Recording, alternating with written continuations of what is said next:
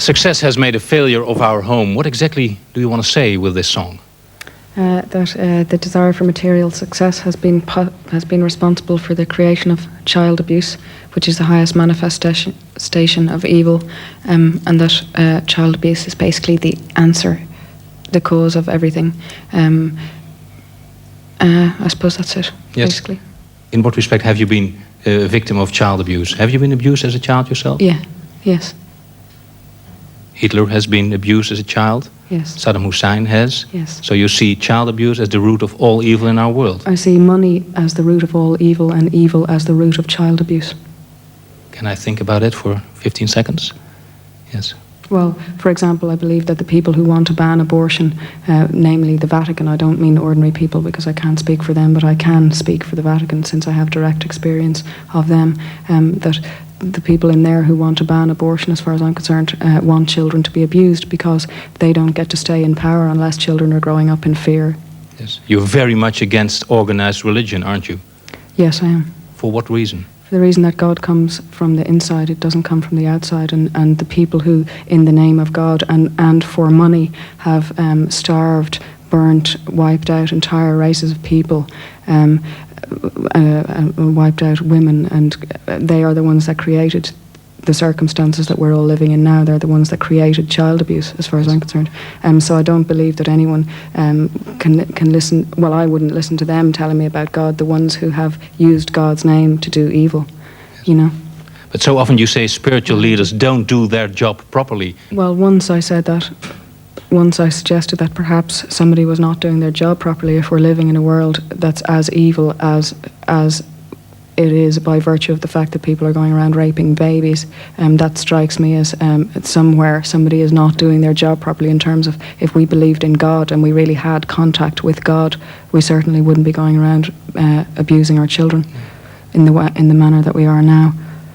Then we come to the point less than a year ago where a 14-year-old Irish girl, the whole world has been talking about it, has been raped and has got pregnant after that. How did you react to that point, the fact that your Irish law didn't allow abortion? Very angrily. I was very angry about it. I was okay, that you've got the whole thing about abortion, and as far as I'm concerned, it's not a case of being either for abortion or against it. It's a case of whether you believe that people have the right to choose their own destiny or not. As far as I'm concerned, your right to choose your own destiny is God-given and is the thing that makes you different from the animals. It's the very thing that makes you a human being, your right to choose.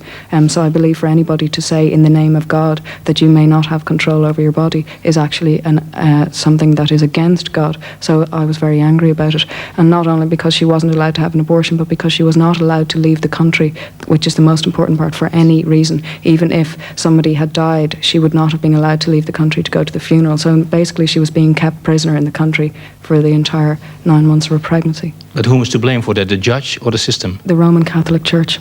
But isn't it a very strange situation that your government turns a blind eye on 100 young girls, I think, every week who are going for abortion from Ireland to England, and that suddenly this occasion, isn't it very strange? Yes, it is. Well, I mean, it's a country that's very much built on hypocrisy when it comes to morals. It's a country that has one of the highest instances in Europe of incest, for example, which you hardly ever hear about here reported, etc., etc. And it's a country with one of the highest instances in Europe of child abuse, alcoholism, etc., etc. But these things are never discussed in public in Ireland. They're always pushed under the carpet. Yes. Because I think the reason for that is because everyone knows that these things are a product of the lie that we're all living, and so of course they want to put it under the carpet, because if they end up discussing it, it means that we find out that we've been lied to. Yes. And it means that we start finding out who we are, and they don't want that. Did you have an abortion yourself? I had 2 abortions. Without any problem in your own native country or not? Oh, I had them one in America and one in England. You can't have an abortion in Ireland. You can't have any information even about an abortion. So you're criticizing your country, the law of your country. On the other hand, you've also been criticizing the press in your country, because I remember there was one moment when you asked the press not to publish photographs of your son under the headlines proclaiming your fear for kidnappers, and nevertheless they did that.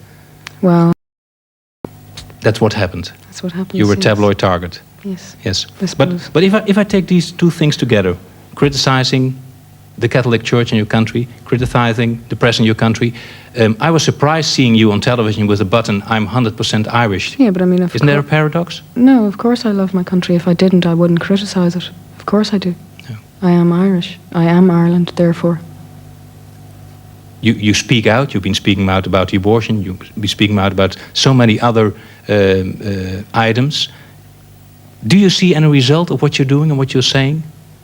Does fame help in this respect? That people are listening more Well, it to you? certainly helps insofar as we wouldn't be having this conversation if I wasn't famous. No, because you once said, "I'm sort of a tourist attraction now."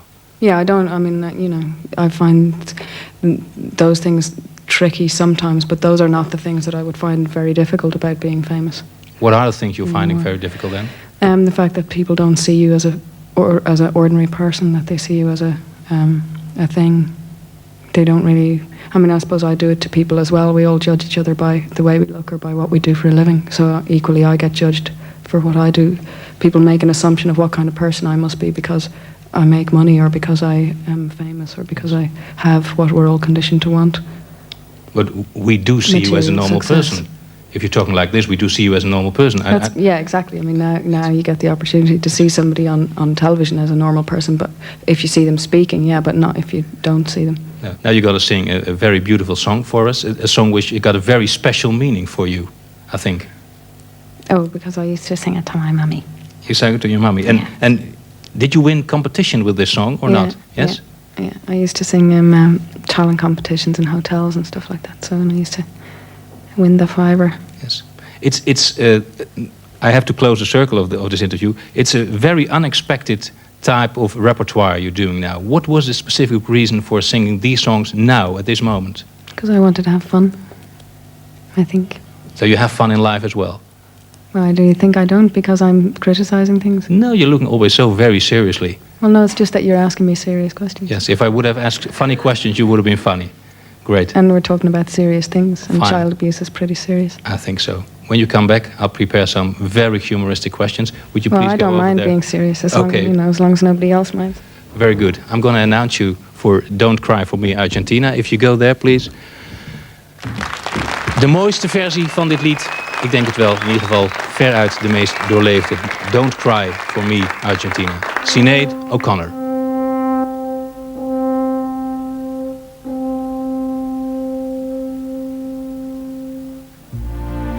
It won't be easy. You'll think it's strange when I try to explain how I feel, that I still need your love after all that I've done. You won't believe me. All you will see is a girl you once knew, although she's dressed up to the nines, at 6s and 7s with you. I had to let it happen, I had to change. Couldn't stay all my life down at heel, looking out of the window, staying out of the sun. So I chose freedom, running around trying everything new, but nothing impressed me at all. I never expected it to. Don't cry for me, Argentina. The truth is I never left you. All through my wild days, my mad existence, I kept my promise. Don't keep your distance.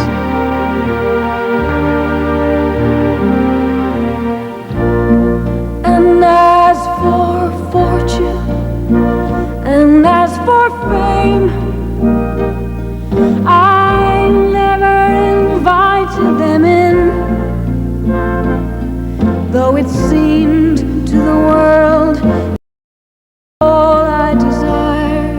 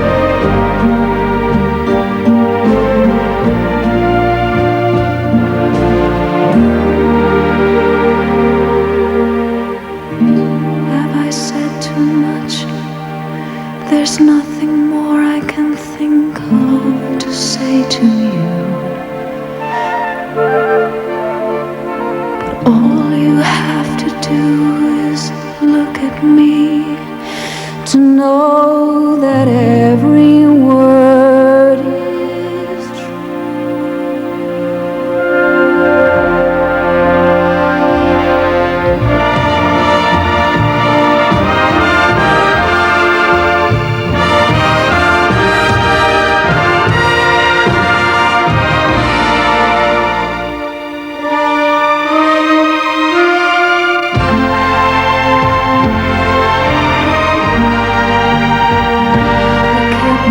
my promise. Don't keep your distance.